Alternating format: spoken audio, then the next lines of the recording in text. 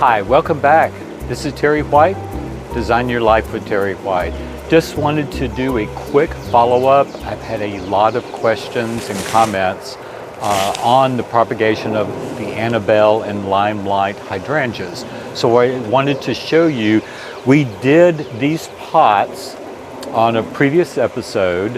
I've left the last year's heads on them, but if you'll look in, you see where they have started. Yes. Rooted. Yes. Love spring. You created more. Love spring. And I'll cut the heads off and figure out where I'm going to plant them later. And then in this planter over here to my left, you'll also see these are the Limelight varieties. Oh.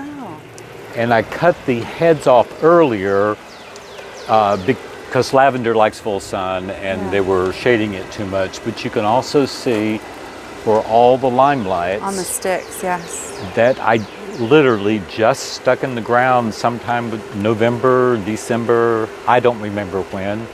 It doesn't seem to matter.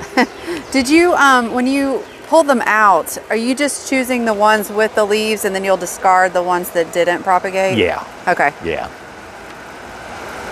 And how do you plant them once you actually decide to plant them? Just with a little hand scoop, and I'll just make a hole, or with a bulb planter to make a hole. And you know, the first year you got to keep them, you know, pretty moist, pretty damp throughout the July and August here in Nashville. But they're not that difficult, you know. And they'll become a beautiful plant. Okay, if you want to know the beginning process, you can go back and see the previous episode about propagating hydrangeas. But just in a nutshell, basically I only do the Anna Belle and the Limelight, which bloom only on new wood. So I cut them back to some degree every late fall, early winter, and I just stick the heads that I'm cutting off into the ground, make a lovely arrangement that survives until, you know, heavy snow or January kind of makes them loblolly. But it's pretty simple, pretty easy to do and terribly gratifying. Thank you for watching.